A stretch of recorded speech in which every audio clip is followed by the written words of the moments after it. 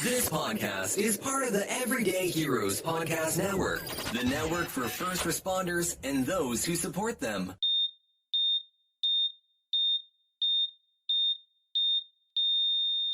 And here we are, back with Scissors and Scrubs. I'm Nicole. I'm Laura.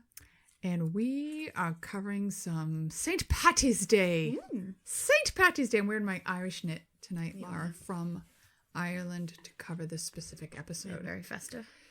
Today, we're covering the Irish famine of 1846. I get the dates all confused. Several years. Around there. It was a lot. I deep dove. I couldn't get enough of this story. It couldn't be more complicated and convoluted. Yeah. So, and political. It's extremely political. Yeah. I don't know how many English listeners we have, but I have to say they don't come out very nice in this story. Yeah. And you can absolutely see why the Irish hate the English in this story. So no offense, because I don't think current England is like this, but old England they were assholes. Yeah. Shall we kick it off? Sure. All right. So in order to understand why the famine happens, you kind of have to know the history of Ireland. In 1801, you have the Act of Union, which makes Ireland unwillingly part of the United Kingdom. Yes. They just kind of fucking took places over. They didn't ask. Yeah. They just were like, you're part of us now. Okay. The British governor appoints Ireland's leaders, and he's called, like, I have it later in the story, like the lead chancellor of Ireland or something. And they were all Protestant English. They're born in Scotland. They're born in England. They're not true-born Irish. True-born Irish, most of them are Catholic. 80% of them are hardcore Catholic. So, once England takes over Ireland, they pass the penal laws. These are fucking something. Okay. So you are imprisoned for practicing Catholicism. You're not allowed to vote. You're not allowed to hold a public office. If you're Catholic. Okay. These are all specific to Catholics. You can't marry a Protestant to gain land. You can't own a horse worth more than 5 pounds. And I don't mean like weighs more than 5 pounds. He can't be worth more than 5 pounds. So it's pretty much a dead So you have an old horse nag. With like 3 teeth. Okay. You can't. So if you own land, you can't just bequeath it to your son or your daughter. It has to be subdivided. You're not allowed to leave land to whom you love when you choose. Okay. You can't. There's certain jobs you're not allowed to go for, like law. You can't be in any kind of political office. You can't do any kind of law jobs. They hold the Irish Catholics way down. Okay. These are mostly repealed by 1829, but when they were up, I mean, they were severe. I mean, a friend of mine has these rosaries. They're a ring because they were forbidden to practice anything Catholic. So they would practice the rosaries on a ring. You know, it was something. All right. So most of the laws are repealed by 1829, but it's all Catholics are punished by this. Okay. They speak the language of honor, which is Gaelic. They were forbidden to speak it at this time too, but you will hear like they would speak it among each other. But you couldn't teach it in schools. You couldn't teach Catholicism in schools. You couldn't bring artifacts in from Rome. I mean, it was crazy. It was crazy what you could not do.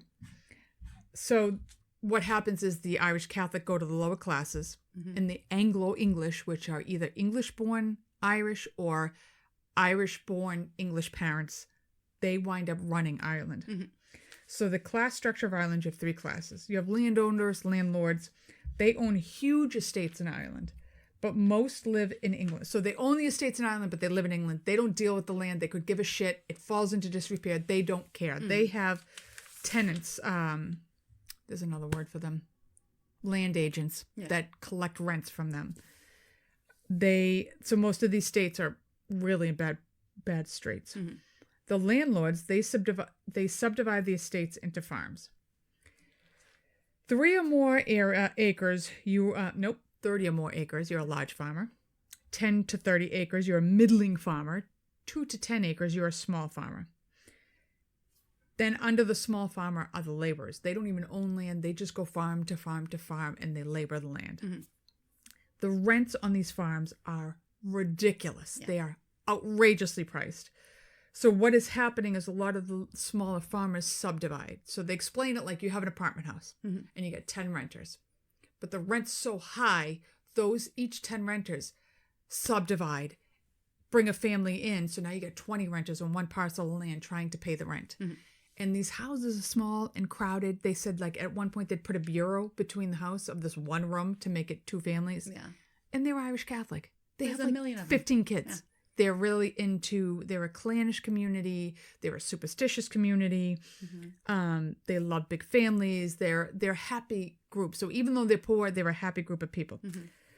So now I lost my place, of course.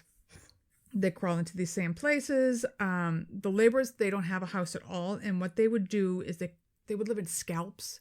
So they would carve out a hole in the ground, put a thatched roof on it, and live in the hole. Oh my God. You would think it's disgusting. They're free from the wind. They're free from the rain. It was pretty cozy, but they live in like paupers. Like little hovels. Little huts. Like, yeah. Yep. And one guy, like some of them would even do it in the bogs. So one Oh God, that's wet. One doctor's like, he went to find the patient and they were like, could you get off the roof, please? Because he didn't realize he was standing on the roof of their house. But they say it was pretty cozy and warm. Yeah. 80% of Ireland at this time is Catholic and poor. They have no shoes. Most of them are walking around with no shoes and they're wearing rags. And they're okay with that. They don't mind. So rent is paid 2 times a year called Gale Day, like a gale of wind, Gale Day. You can't pay the rent, you're evicted. It didn't matter. You were out. Even if you could pay the rent, they didn't like you, you're out. And besides working your own piece of land, you had to work the landowner's land as well. So you had to donate 80 days a year to the landowner to pay his rent. Right. There are 32 counties of Ireland at the time, and they had just subdivided into 130 poor union communities. Each one of these has a workhouse. So you have 130 workhouses. If you're in that poor union community, that landowner is paying to keep the workhouse open. Okay. The workhouse, you can enter it voluntarily. It's shameful to go into it. It's kind of like welfare, but you can't leave voluntarily. And if you leave, like say you just walked away and you're wearing their uniform, they could shoot you dead because you're stealing their clothes. They're not nice places. It's basically jail. So that will come into play later why they found it very shameful to go to the workhouses. Most Irish, they would rather die than go into this workhouse. So as I said, the family is large. They're a happy community. They're very superstitious. So a lot of what happens, they blamed on the fairies. They believed in fairies. And the Irish famine killed the fairy, believe it or not, in their community. Fairies, they would leave food out for the fairies because if you didn't leave food out the fairies, they would ruin your crops. If you didn't do this for the fairies, they would destroy this. They weren't cute little fairies. They were nasty little bitches. Yeah. Nasty little bitches. So they have like a hungry month. The hungry months are July and August, and that's all based on the way the potato crops are planted. Okay. New potatoes are planted in the spring, and they're harvested in May. And they're like, you know the potatoes with the really thin skin? That's what they're like. Okay. So they would harvest them, and they would eat them as they came in. They had a thin skin, they don't last long, and they're gone by July. So July and August is when the old potatoes, they're called old potatoes because they have a thicker skin. They last longer. This is what's going to get them through the winter. The older potato wasn't in yet, so they would be hungry. And they were so proud that they would literally go to other communities miles away and beg or dig in their fields and steal food because they didn't want their own community to know that they were that hungry. Yeah. And even with the potato, so the old potato, the Irish lumper is what they called it, has a thick skin. It's harvested in September and October. It's a sturdy potato. It has a thicker skin. It lasts throughout the winter. Some of the potatoes are put aside for the next year's crops. They're the new seedlings. And you need to know that the Irish ate fucking potatoes every meal. Breakfast potatoes, lunch potatoes, dinner potatoes, snacks potatoes, potatoes. Everybody, the aristocracy is not eating potatoes. They had potato bread, potato soup, like everything is potatoes because it was cheap, easy to grow, and it grew a lot. The aristocracy is eating the wheat and the barley and they're eating the meat. They'd have a pig but the pig usually got sold to pay the rent. So they're eating like chickens, they're eating eggs, but they're not eating much more than fucking potatoes. So the farmers, they are growing wheats and other grains to pay the rent. So they will come in on gale day, and if you can't pay the rent, they collect everything off your land, and that's how you're going to pay the rent. They tend livestock. They're not allowed to eat them. They are only allowed to eat potatoes. So everything they collect goes back to England. So potatoes themselves, according to WebMD, they're a great source of fiber. They keep cholesterol and blood sugars down, which surprised me because I thought potatoes make your sugars go up. Yeah, that is weird. Like starch makes your sugar go up. Yeah. But they say that keeps it in check. They're full of antioxidants that fight free radicals. They deliver over 40% of vitamin C, half the vitamins B5 you need for the day. They have more potassium in them than a banana. Wow. They're high in calories. They have 6 grams of protein, 4 grams of fiber, and 5 grams of sugar. Wow. So because the Irish are eating so many potatoes, they're actually bigger than the English, stronger than the English, and healthier than the English. So take it away with your potato info. Okay. What happens when these don't? So I'm going to go over vitamin deficiencies. Yes. Okay. So, like she just said, these potatoes are high in vitamin C, vitamin A, They're high in protein. vitamins. They're high in vitamins. They're actually, it doesn't sound right, but they're actually good for you. I mean, if this is the only staple of your diet, a potato's not that bad. Right. Who knew? I'm going to live forever. I'm all over the French fries at McDonald's. I can't wait. So I'm going to go over a couple of vitamin deficiencies and what happens when you do not have these vitamins in your diet. Vitamin C deficiency, otherwise known as Scurvy. it's the scurvy. I got the scurvy. Yeah. Is a big problem. Pirates used to have it a lot. Yes. So the signs and symptoms of scurvy are weakness, fatigue, sore limbs, gum disease, easy bleeding, Spit it out. myalgia, roughness of skin, petechiae, which is like those little teeny dots you get from like bruising. Like if somebody strangled you, you'd have petechiae in your eyes. Poor wound healing, and corkscrew hairs, which I feel is the worst. You know what? I wouldn't mind that because then I'd have curly hair because right now mine's No, it'll be like those hard, weird, bristly hairs that and they'd come out of my chin and yeah, out my it would hair. grow out of the middle of your face probably. And if it's left untreated, if you go without vitamin C for a long time and do not treat it, you will get iron deficiency anemia, bleeding from the skin, you will lose your teeth, you'll get gum disease, you will get personality changes, and you can die from the bleeding that will occur within your body. Eesh. Yeah. That's rough shit. Yeah. So that is vitamin C deficiency. You need vitamin C. Yeah, period. Yep. You don't want to be a scurvy dog. No. Vitamin A deficiency is another completely different problem. Vitamin A is good for proper vision, your strong immune system, your reproduction system, and healthy skin. Signs and symptoms of a vitamin A deficiency are dry skin, dry eyes. Dry eyes is usually the first sign that you have a vitamin A deficiency. You cannot make tears if you don't have vitamin A. That's not good. Yep. No. And that can lead tears. to, I don't know how they say this, Botox spots. And your cornea is dying and becoming completely blind. Oh, that's disgusting. If it's left untreated. Ew. You can get night blindness, infertility issues in men and women, delayed growth in children, throat and chest infections, poor wound healing because vitamin A promotes collagen creation, and acne and breakouts. So you need your vitamin A for your sight, for your immune system, For your skin. to help you grow, to help prevent throat and chest infections. And then there's iron deficiency, which we all know, iron deficiency anemia. Anemia is when the blood lacks adequate healthy red blood cells which carry oxygen through your body. So that's anemia. So iron deficiency anemia is due to a lack of iron in your blood, and without iron you can't produce hemoglobin, which is what makes your red blood cells carry O2. Right. So your hemoglobin is So what you're short binds of the breath. oxygen to your red blood Right. cells. So signs and symptoms of iron deficiency anemia are extreme fatigue, weakness, pale skin, chest pain, shortness of breath, irregular heartbeats, headache, dizziness, lightheadedness, cold hands and feet, inflammation or soreness of your tongue, which sounds gross. Anything to do with your tongue is disgusting. Brittle nails, pica. Pica is when you want to weird shit. Yeah, like you crave like things Clay that are inedible. and, Clay, charcoal. dirt, charcoal, like weird shit that you wouldn't normally eat. I know my aunts had pica when they were pregnant, a few of them, and they wanted this soap. They would carry around this bar of soap. I forget. It was like a red bar of soap. They wouldn't eat it, but they would smell, like they wanted to eat it.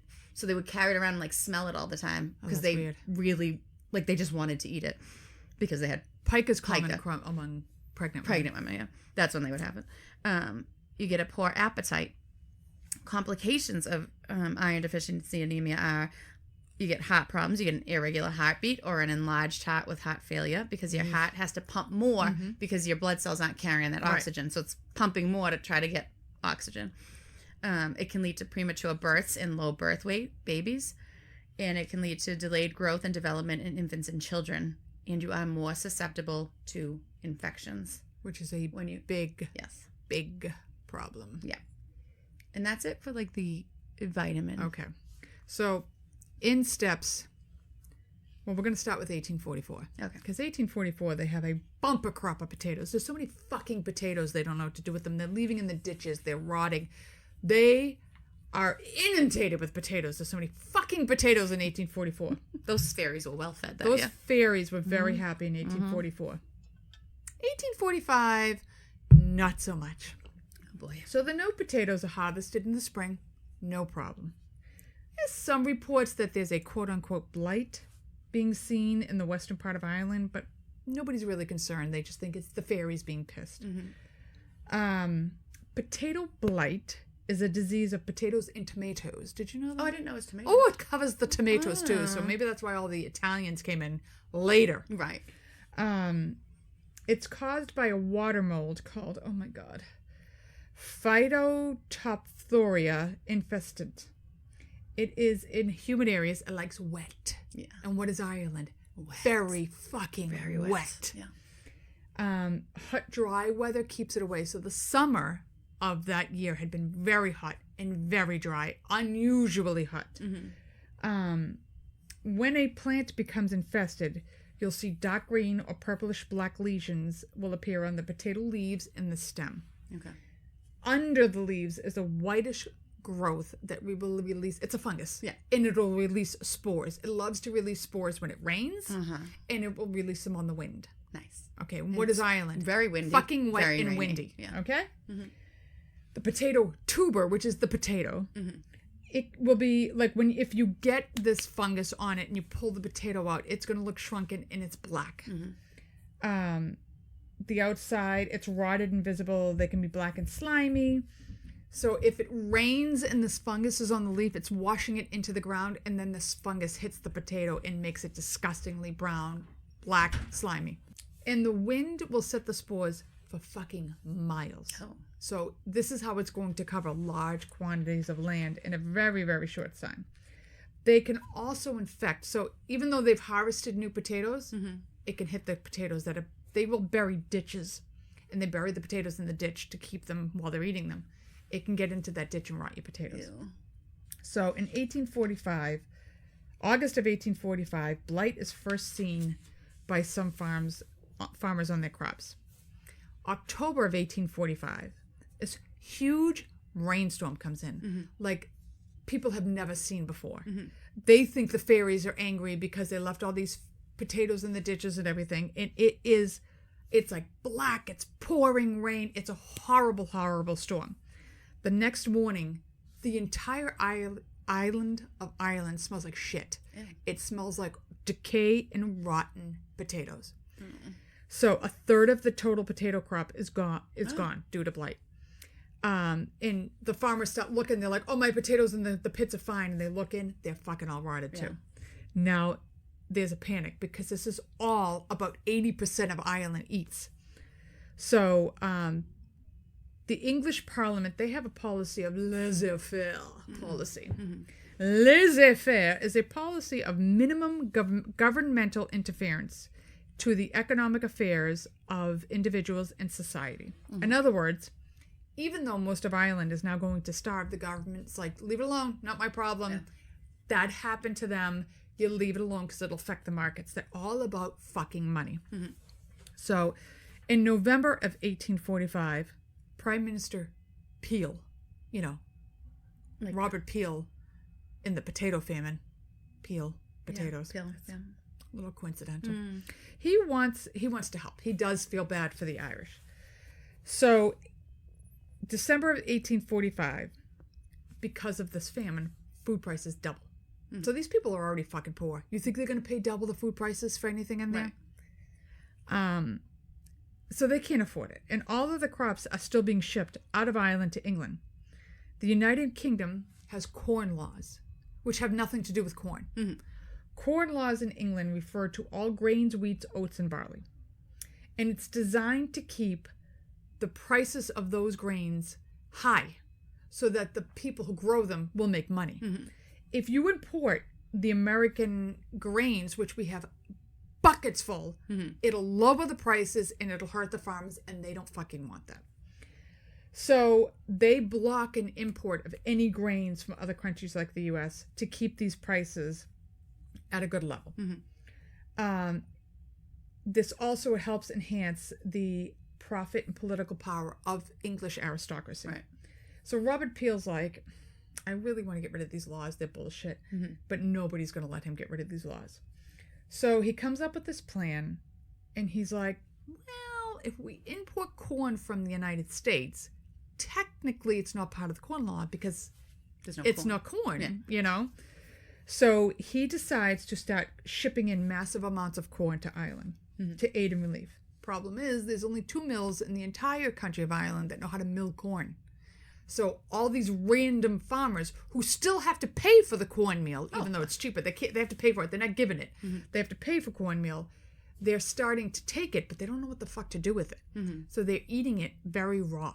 Ew. And it's puncturing their colons and causing intestinal problems. So they're ending up with bloody diarrhea mm-hmm. and major, major GI issues. So they, to top it off, they have to pay for it. Even though it's cheaper grain, they still have to pay for it. And they are pawning anything and everything to pay for this corn. Mm-hmm. So if they were fishermen, they've pawned all their nets and hooks. Mm-hmm. So they're not going to be able to fish. Right. If they're farmers, they've pawned all their equipment so they can't farm. Like mm-hmm. if you have clothes, anything you have, you fucking pawned to pay for cornmeal you can't eat. Yeah. So by December of 1845, 86,900 people have died of starvation already. Mm-hmm. In March of 1846, Peel adds public works jobs. So he is just creating jobs so they can make money to pay for the cornmeal, building roads, building bridges, building anything he can think of. They mm-hmm. literally built roads to nowhere to help pay for these people. So thousands of people are showing up for work, but they're showing up, they're starving. They have no shoes, they have no clothes, they're barely able to breathe, but they're working 12-hour days. And if you so much as made one fucking mistake, you were gone, somebody else was mm-hmm. in your place. And they're waiting for money, but the bureaucracy is so bad they may not get paid for weeks. Right. So they're still starving no matter what, no matter how much money they're putting in for this. So by June of 1846, Peel is able to get these corn laws repealed, but it costs him his office. So out he goes, and he's replaced by this piece of shit, Prime Minister Russell. He's a real piece of shit. He's really into the English. He's really into the Irish suck, and English is great, and mm-hmm. we're better than everybody. So by July of 1846, I think I'm in the right year, it looks like the crops are going to be okay, so Russell stops the import of all corn and shuts down relief committees and the public works jobs to end at the end of August. Oh, good. By August of 1846, the blight is back. 3/4 of the crops are destroyed. This starts a massive emigration to the U.S., Canada, and Australia. Mm-hmm. By November of 1846, an abnormally harsh winter sets in. Now you're seeing scurvy, dysentery, fevers. Mm-hmm. They're epidemic across the country. Some landlords find it cheaper to actually pay tickets to emigrate them to the United States or to to Australia or to Canada. Mm-hmm. One of the hardest hit towns was Skibbereen. They lost 1/3 of their population. And one of the reporters describes he walks into Skibbereen, and you walk by the shops, they're full of vegetables and corn and breads and all this shit. Mm-hmm. but you go to the homes and there's skeletons. These people are starved. They can't even get out of the corner of the hut to come over and greet you. And he describes having this bizarre conversation with these two sisters who are ticking off the days they have left. Okay, we're not eating, so 14 days and we'll be dead. And he's like, it was bizarre. They are hit so bad, they make international news. And by the end of 1846, there were 899,000 deaths. Did you want to talk about the fevers and the starvation what and everything? Does. Okay, sure. I'll go over starvation first. Okay, because I think it helps to because know this is only 1 year in, and this lasts for many years. Right, and to know that these people are doing all this work while they have this going on in their systems is unreal. This is why they can't get out of the corners of their houses. Right. So starvation, as a definition, is a severe deficiency in caloric energy intake needed to maintain human life. Starvation is the most extreme form of malnutrition. Prolonged starvation can cause organ damage and death. Starvation's a process. It's not like, I'm starving. Like, no, it's weeks and months. Long process. It's a terrible, terrible long process. When the body recognizes that food is scarce, it reallocates its resources to keep the body going until you get food. So it, after a couple, even when you're just fasting, like people fast. Yeah, and I hate it. Right. But even when you do that, your body's like, okay, so what's going on? So I'm going to burn some of this fat. And that's why people fast, to burn their fat and use up that. Your body immediately will be like, okay, I haven't eaten in a few hours. I haven't eaten in a day. I haven't eaten in 2 days. I'm going to hit the ass. Right. So your body is smart and knows I have to use some of the stuff I have inside until I can get food again. So it keeps you going for a little bit. Starvation consists of 3 phases. The first phase, the blood glucose levels are maintained by your body turning proteins, glycogens, and fats into glucose. So first, glycogen, which is stored in your liver, is broken down to glucose. But there's only enough glycogen in your liver to keep your glucose levels, for a couple hours. Oh, okay. That's it. It's not like you're going to go days with the stuff stored in your liver. It's a few hours. Not my liver. No. After the glycogen is used up, fats are broken down into glycerol and fatty acids. Fatty acids can be used as a source of energy, especially by your skeletal muscles. So your skeletal muscles are using up those fatty acids, so your brain can still use any glucose that's going, because your brain needs more glucose. Important than your brain, your heart, more important than everything. Glycerol is broken down to make a small amount of glucose. And that's going to go to your brain because your brain needs that. But most of the glucose comes from amino acids of protein when that is broken down. So we're doing little fatty acids. We're breaking down some fat. You're getting a little something, but it's not enough. The second phase may last for several weeks. Fats become the main energy source because you've done all these little things that you can do, like the fatty acids and the glycol and all that stuff. Your body's used all that. Your liver metabolizes fatty acids into ketone bodies that are used for energy. After about a week of inadequate food, your brain starts using ketone bodies for energy. This is not good. They should not be using this. They need straight up glucose. You're going to feel cold. You're going to be hypersensitive to noise and lights. Your gums are going to swell and bleed. You're going to have a decreased libido because you're starving while you're having sex. Who's thinking about sex? I don't know. You're starving to death. You're going to have mood changes. You're going to be anxious. You're going to be irritable. You're going to be angry. When you get hangry, this is 18,000 times worse. Your brain is not getting what it needs to be functioning properly. You're starting to lose it. And then in the third phase, that starts when a person's fat reserves are all used up. So you used every fat reserve in your body left. Skeleton. Yep. And your body switches to protein for its energy source. This is the beginning of the end. You are now breaking down your muscles to maintain life. Muscles are very quickly broken down. It happens quickly once you get to this. Once it starts, it happens quickly. At the end of phase 3, proteins that your cells need to function are completely depleted and cell function degenerates. You're not living anymore. You will lose weight. You become apathetic. You withdraw. You become listless. And are obviously way more susceptible to infectious diseases. And this is exactly how they explained what all the people in Skibbereen were like. Right. And they, like, even when you said, like, and they were listless, apathetic, like, yeah, okay, I got 14 days to live. They're completely apathetic because their brain is not functioning at a level that you're like, shit, I got 14 days. Like, it's, they're like, whatever. Like, because your brain is not functioning correctly anymore. They're laying in their own filth just waiting for death to come. Yep. Other signs of starvation are flaky skin, edema of the lower limbs and abdomen, changes in hair color, hair loss. Your ability to eat decreases. Mm-hmm. So even if someone gave you something, you're like, yeah, I can't eat that. Like, you can have it's too much. You like don't want to eat anymore. Mm-hmm. And you become dehydrated, obviously. Your teeth just decay and fall out. Your bones are weakened. You can't move. You can't walk. Your muscles are gone. Your bones are weak. Like, it's a mess. You're a mess. Starvation obviously ruins your immune system. Most starving people die of infectious disease before actual starvation kills them. But you only have so much fat, glucose, and muscle, and eventually you will die because you will use it all. However, usually an infectious disease gets you first. Mm-hmm. At the end of starvation, there's 2 diseases that are common. I'm not going to say either of these right. Marasmus. It happens due to extreme energy deficiency. Your body weight is dangerously low and your rate of infection is sky high. So you're just going to get any infection that's coming towards you. And then there's, I'm definitely not saying this right, kwashiorkor? Kwashiorkor. It affects kwashiorkor. Yeah. Okay. It affects children who are very low in protein.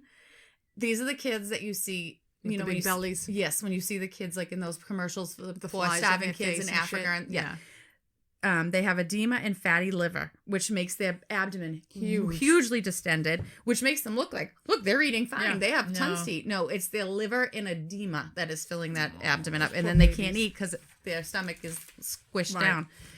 And that, when a person does die of starvation, it is usually caused by a heart attack or an arrhythmia caused by electrolyte imbalances. Or by extreme tissue degeneration. When your tissues are breaking down, like if an elderly person falls at home and they've been laying on the floor, your tissues stop breaking down. They get sick. You get wicked septic. You go into shock and you die. So you die from either one of those. Right. People can die of starvation in as little as 3 weeks, or they can starve for as long as 70 days. Well, I think it goes to show the fighting spirit of these Irish. Mm-hmm. They went for years like this. Yeah. Fucking years. They must have had enough that it was like just enough to get them through. They say at one point the kids' faces were stained with green grass because they were eating grass. Anything they could get. They would go at night and scavenge in people's fields trying to dig up cabbages and turnip. Anything they could fucking find. Yeah.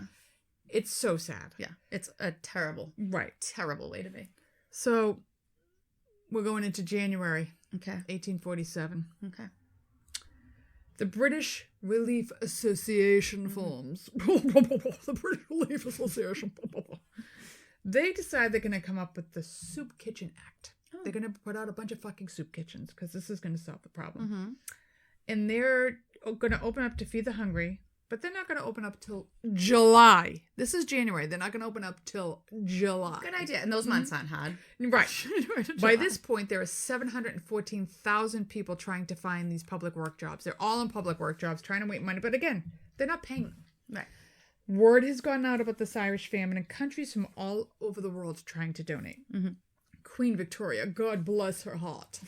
She donates $2,000 out of her pocket, which would be today's money. You would think, oh wow, right? Yeah.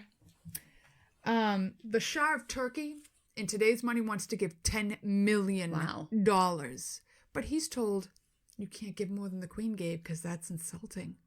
So nobody is allowed to donate more than $2,000 to the Irish Relief Fund. Do you know what $10 million would have done for the fucking Irish? Right. But no, that would be insulting to the Queen. Oh my God. Fuck her. So even the Choctaw tribe, which was the Trail of Tears tribe, they can relate to the hunger from the Trail. They come up with like $129 and they donate it. Mm-hmm. Like, people from all over the world are donating money because they can't believe how bad it is over there. Mm-hmm. I mean, at this point, the Queen Victoria is about 30 years old. She already has 6 fucking kids. God bless her. And she could give a shit. about the Irish. When you watch the show Victoria, she comes off so sympathetic to the Irish plight, and I want to help them. When you read accounts of her, she really didn't give a shit. Yeah. She was like, oh, whatever. Yeah, they're hungry. God bless. They deserve it.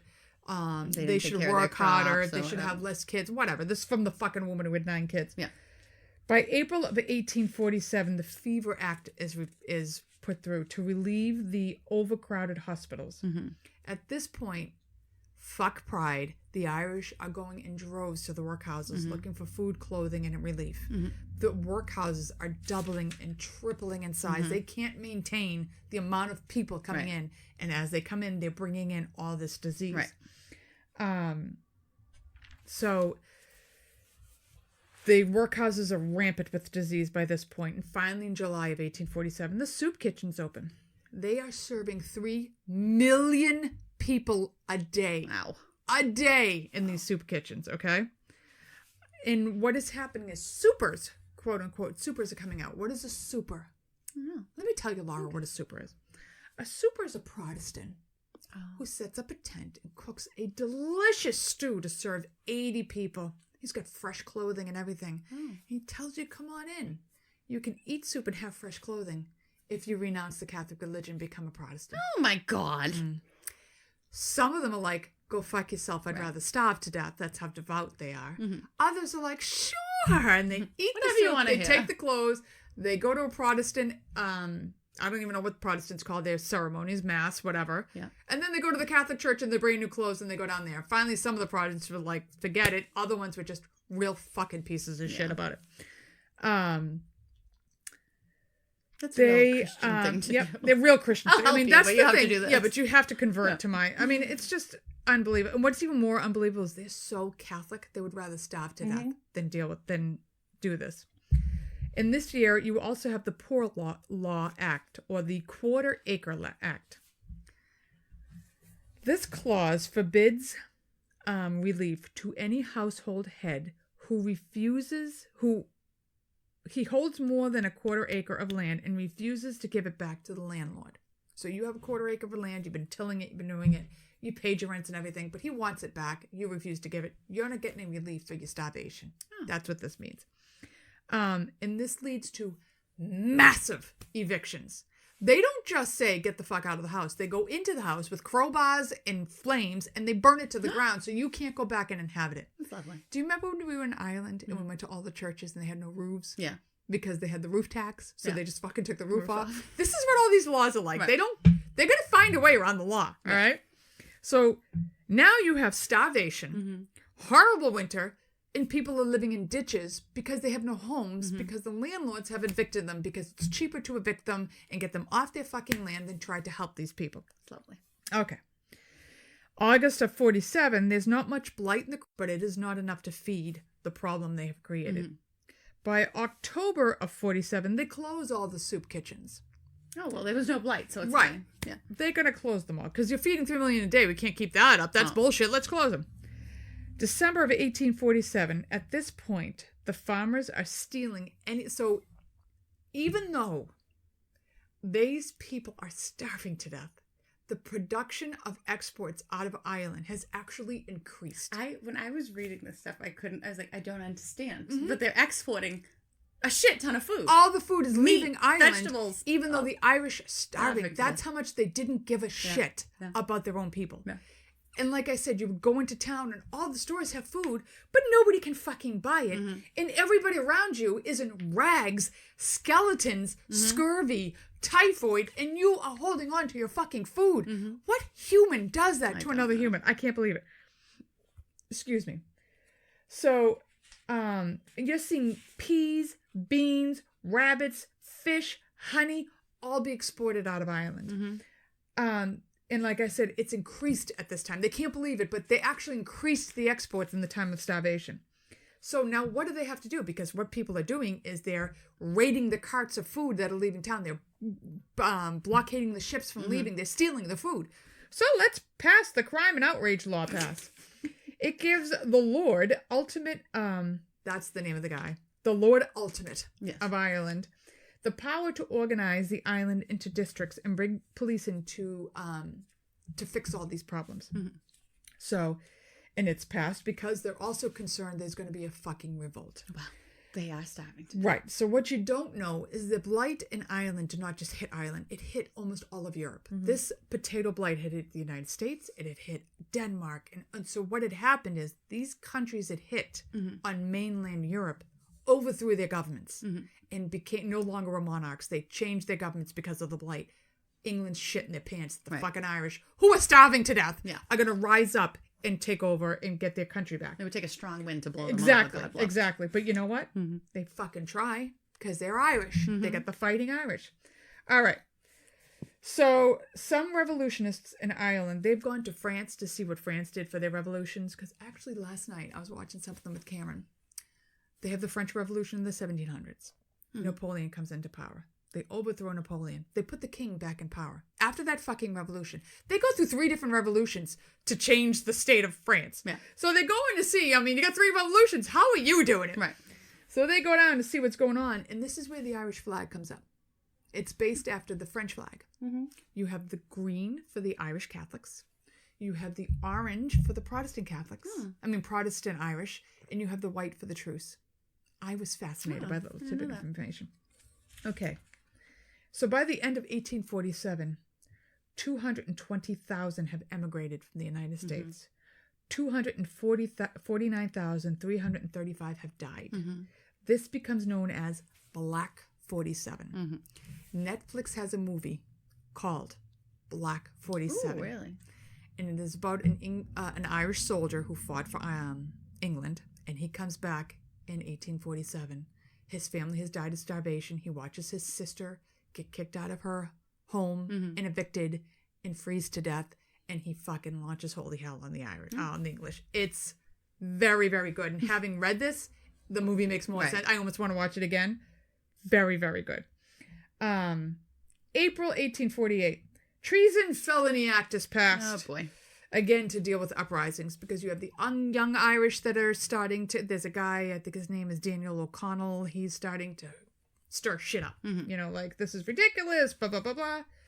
July 1848, 2/3 of the crops have failed due to blight. Oh, my God. And the British Association Relief Fund has dried up. There's no more money.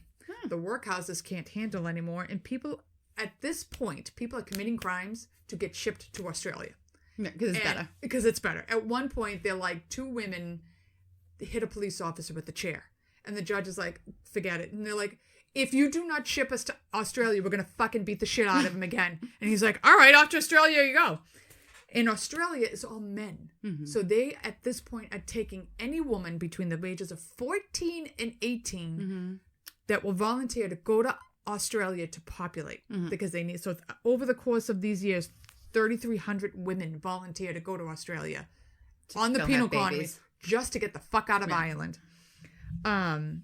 In July, there's like a small one-day uprising by the young Irish, and it takes place, but they get... they're fucking starving to death. They have pitchforks. They're not allowed guns. It doesn't do much. Yeah. Because of this one-day uprising, in September of 1848, England's like, well, fuck you, you ungrateful pieces of shit. We're going to dry up all the relief to Ireland. You brought this on yourselves. Oh. So every piece of... relief or anything is pulled out, and the poor laws are even ramped up more, so even more evictions are coming now. So in November of 1848, cholera hits. On top of everything else, we have the cholera epidemic. In 1848, December, 208,252 deaths, and 180,000 have emigrated out of Ireland. June 1849. The last of any... So the Quakers were the only ones left at this point. There was a whole segment of the Quakers of Ireland trying to help. They're fucking done. They can't do it anymore. They're gone. And there's a whole story how if the Queen is finally... All this time, the Queen has ignored Ireland. It's like 5 years. She's ignored Ireland. 1849, she's going to do a grand visit. Oh. And literally, all the aristocracy goes around, fucking paints buildings, shoos all the starving people into the countryside. Grand event. Queen Victoria and her fucking 6 kids and her piece of shit husband are all coming over to see Ireland. God bless. Behind all of this, there's a total of 686 families being evicted. while this is all going on.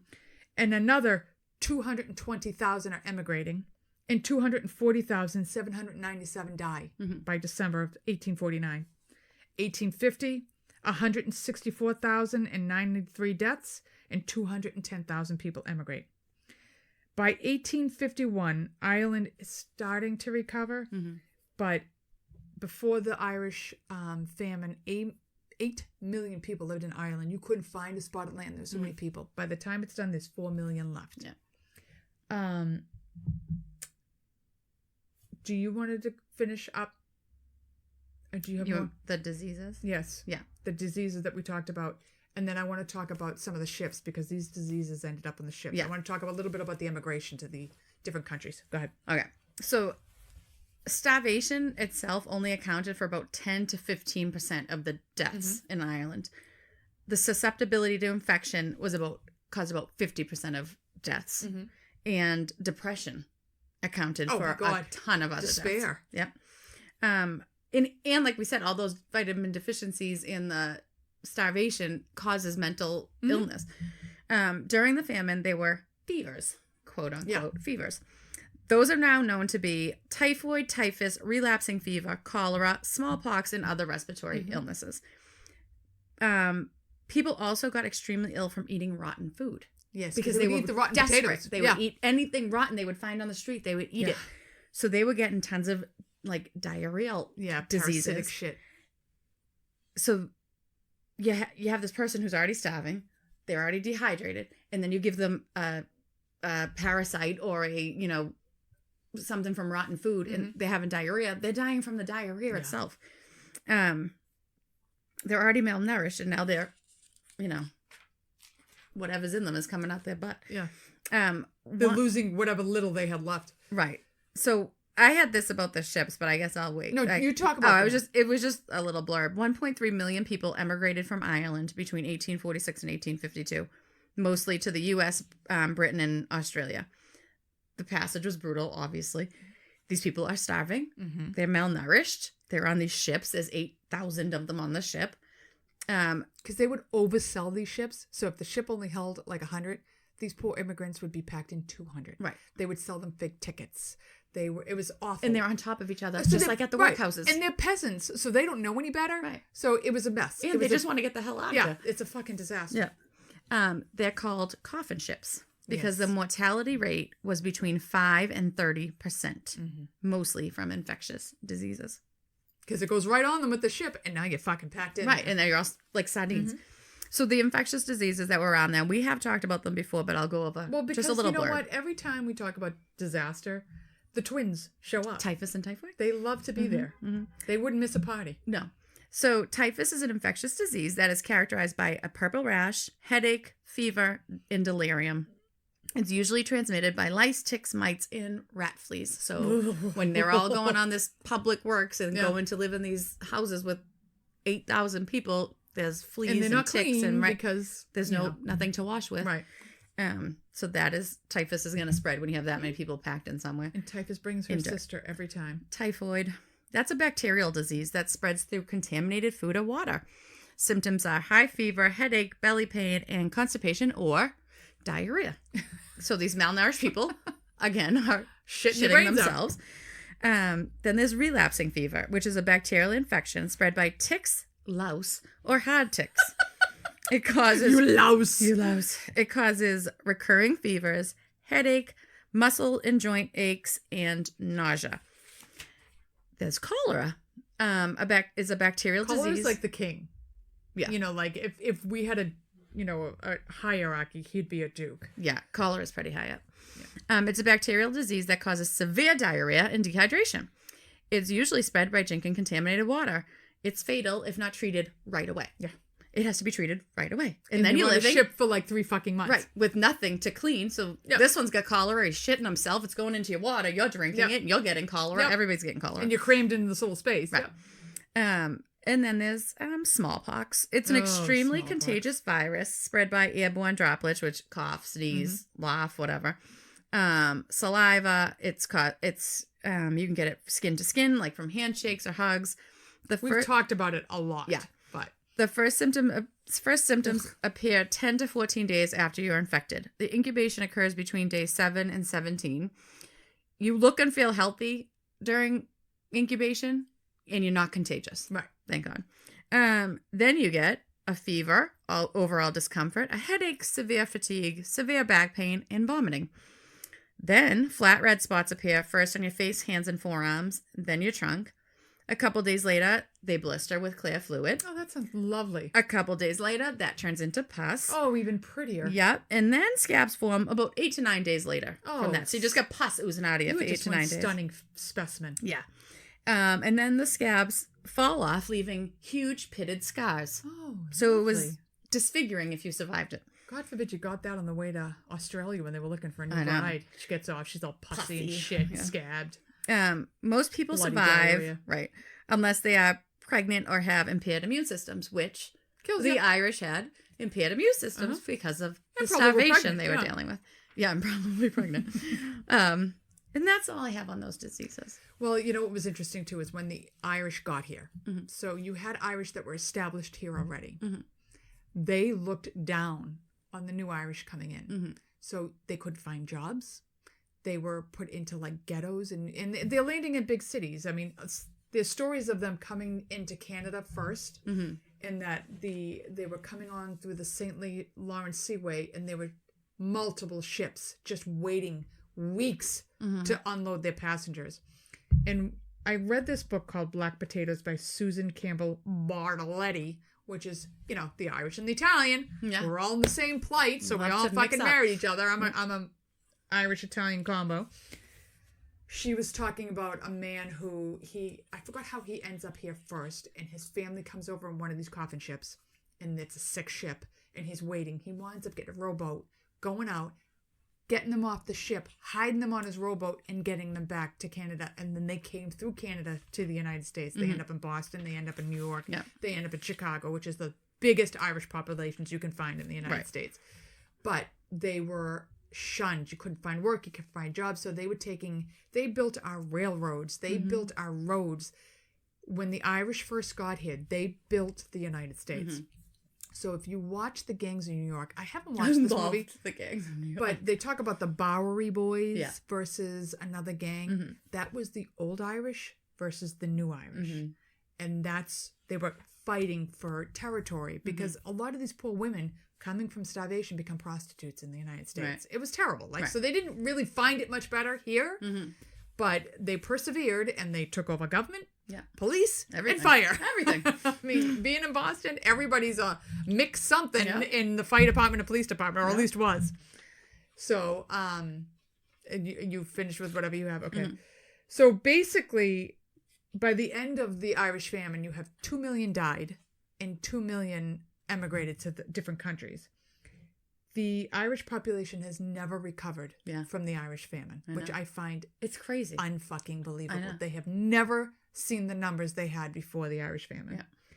So I got a lot of my information. I read that book, Black Potatoes. It's like a kid's book, but it was fascinating. Fucking fascinating. Those little kids' books pack so much information. They do. And I also watched some stupid YouTube series, and it was all cartoons. But it explained it in a way that I could... I get it. Yeah. This is a very difficult story to tell because the politics and the starvation was created because of these potatoes, but the famine was created by the policies. Yes. These people did not have to starve to death. England just fucked them over every chance they got with these laws. I hate to say it. I'm sure you don't like that today, but it took them... I think like Tony Blair or somebody... apologized. And people were bullshit that he apologized, but he's like, but they were wrong. They were wrong. You know, they were wrong. And you're talking, it is until the 1920s that they finally kind of win independence because the Northern Ireland still fucking belongs to the English. They will not let them go. Right. It's their last stronghold. It's unbelievable. Yeah. And I also got information from the Irish Potato Famine of History.com. I got mine from disabledworld.com, livestrong.com, healthline.com, mayoclinic.com, and history.com. Well, I have to say, I'm glad we covered it because it is a fascinating It is very interesting. And I couldn't get over that they were an exporting country. Yeah. While the whole country was starving. Like, ramped it up. Can't get They ramped it up while these people are starving to death. And you know what? I always thought about it because if you go to downtown Boston, there is an Irish famine statue. Mm-hmm. And I was like, you always hear about it. You're like, oh, the famine. You don't really think about it. It shaped the United States. Yeah. Because all those people came here. You're talking 2 million people influx into the United States. Yeah. That's a big fucking deal. So that's why a lot of this area has the Celtic gene, which is why people survived the famine. Oh, tell me about that Celtic gene, Laura. Does it make you beautiful? I mean, obviously, because I have it. Stunning. Yeah. The Celtic gene is it's hemochromatosis is the disease that you get from the Celtic gene. Hemochromatosis. Yeah.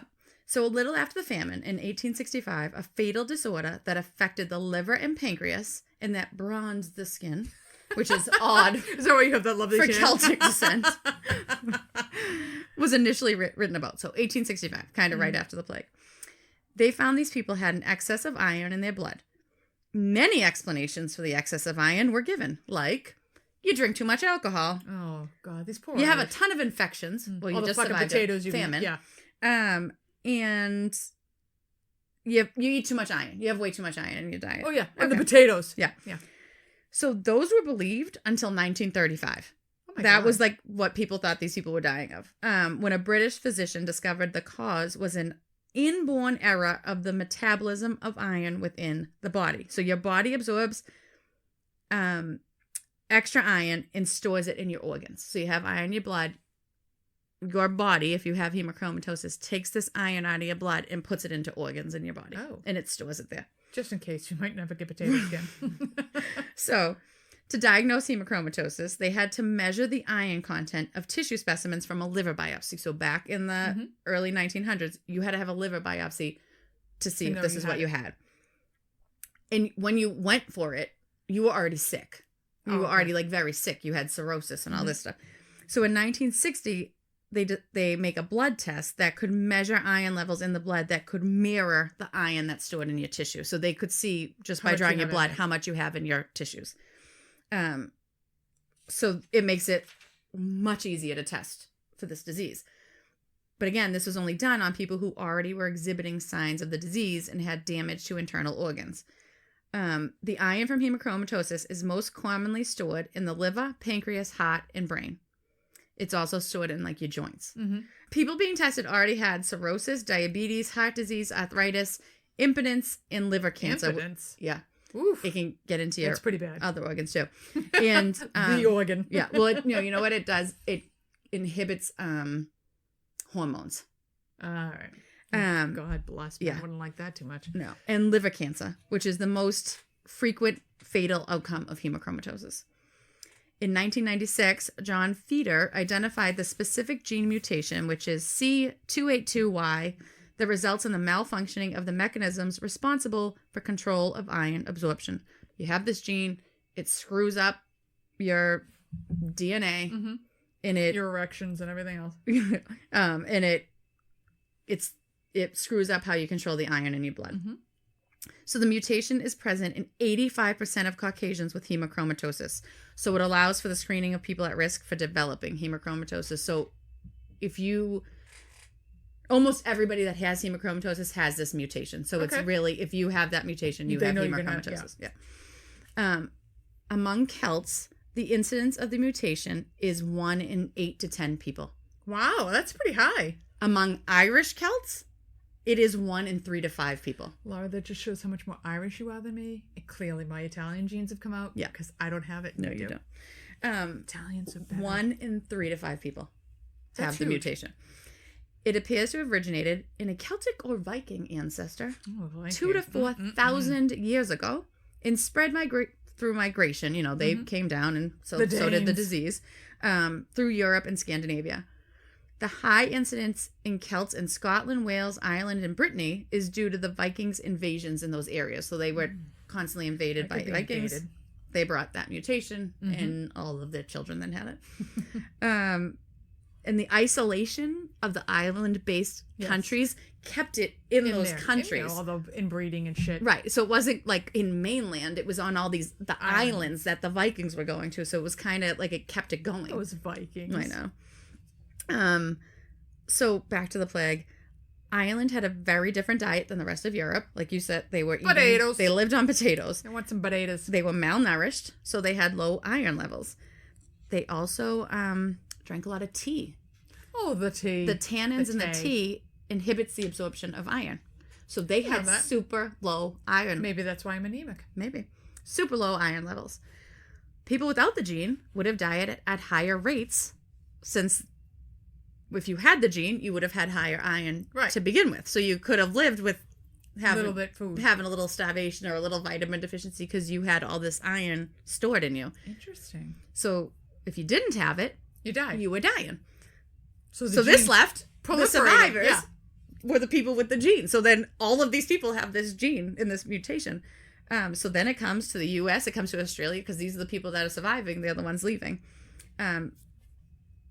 They actually use the gene to track the immigration of Irish people around the world. Wow. Like they can see, like, oh yeah, a ton of them went here, a ton of them went here. Hemochromatosis here, hemochromatosis. There's little pockets of hemochromatosis. Sprinkle of it everywhere. Yeah. Those Irish. They had a little flavor everywhere they went. So hemochromatosis usually affects men age 40 and up, and women age 60 and up. So you get some time. Yeah. So it affects you later in life because it takes a while to store it up. Like it's storing up all those years, and then you get bad results from it. And women are older because we have our menstrual cycles, and we're giving, we're childbearing age. So we bloodlet ourselves. So then when you get into menopause, or if you have a hysterectomy, then you have to start worrying about it. The signs and symptoms of it are abdominal pain, arthritic pain, fatigue, lethargy, decreased hormone production. That's when the libido comes in. You get iron fist, which is pain in the pointer and middle finger joints. Dirty. I know. I'm going to give you the iron fist. Yep. They check it by, obviously now we do a genetic test that you can, if you have it, you have it. My mother has like 40-something first cousins, big Irish family. And one of them found out they had him. I don't know why they found out they had it, but they found out they had it. So she called and said, like, all of you have to test this. 8,000 of us have it. So, no, but I don't know. I know a few of them do. I don't know who actually got tested or not, but I think my sister got tested first, and she found out she was a carrier. So that means my mother has to have at least part of the gene. So then my mother got tested, and when she got tested, she had it, and her levels were already at a dangerously high level. Oh, wow. So she had to get bloodletted. Cousin tested. Right. So she had to get bloodletted constantly at first. Did they bring the leeches out, or they do it? No, they just draw. It's like giving blood. They take a pint of blood off you, and they do it like, then they check your levels. And sometimes if it's dangerously high, like my mother's was in the beginning, she had to go like multiple times, constantly. Now she goes, I think every 2 to 3 months, and gets bloodletted. They sounds so archaic. I know. They will check your iron level in your blood. They'll check your transferrin saturation, which transferrin is the protein that binds with iron that transports it into your tissue. So if that's high, they know like a lot's going into your tissue. So that's really sensitive to what is in your organs, the amount of iron. And they check your ferritin level, which is the protein that binds. And, they check multiple things to see how much you're actually storing in your body. That's what they're really worried about. It's if you catch it, and now we can do the genetic testing. You can live with it. You can live with it. You just get bloodletted constantly, and you can stay on top of it. Just get bloodletted. You just take fucking a couple of liters of that every month. No big deal. So I got it. So I have it, but I didn't go. But you haven't been blooded yet. No, because I still have my period. But I, my mother's like, she has it, and then her doctor kept saying, okay, your daughters both got tested, right? And she's like, well, no, one of my daughters got tested. Yeah. My sister. She's like, my other one won't. He's like, what is she, a doctor? She goes, no, she's a nurse. He's like, oh, even worse. So he's at the hospital we work at, and he's like, listen, tell her to fill out a lab slip, put my name on it, put the orders in, have somebody draw her blood. Like, I'm ordering this test for her. Just have her do it. And like 2 or 3 years after my mother got diagnosed, I was like, Ma, I don't have it. I have low iron. I'm fine. I'm great. I can't even give blood anymore. It's fine. I don't even have high. I have it. So and I'm infected. And it's fine. But anyways, if you're from an Irish family, go get tested. Someone has liver disease, cirrhosis, liver cancer, if a relative, if a brother, sister, mother, aunt, uncle, just go get it, because it's not going to kill you. If you find out now, you can fix it. They just watch me every year. They draw those levels every year. And they said it will be after your menopausal. That will be the problem, but we'll still just... Can I go with you for your first bloodletting? Yeah, please. You can just sit there with me. I want to just sit there and talk to you. I'll eat the cookies while you throw away my blood. And it'll be great. Yeah. But anyways, that is how a lot of the Irish that survived because they had this Well, I'll just tell you, they're fucking something. They are. They are fucking survivors. So this St. Patrick's Day. Yes. Oh, this St. Patty's Day. They don't really eat corned beef. That's not really, but they actually don't even celebrate St. Patrick's Day. I hate corned beef. You know who likes it? My Italian husband. I would rather eat shit. My Italian husband loves boiled dinner. No. The boiled dinner's okay. Not my choice of food. And I'm very Italian. I don't eat it. I like cornbread. Well, that's different. I like cornbread. So eat a lot of potatoes. You know, enjoy Irish soda bread. Oh. You can have Irish soda bread. Scones. Scones with the cream. Remember when we had those? Our my very God. first day in Ireland. So the good. scones with the fucking cream. And the toasties. The toasties. Oh, the toasties were the best. I love that. I didn't make a potato leek soup. Because we had that too at the Cliffs of Moher. It's fucking fantastic. Remember that? Yeah. A little homemade bread on the side.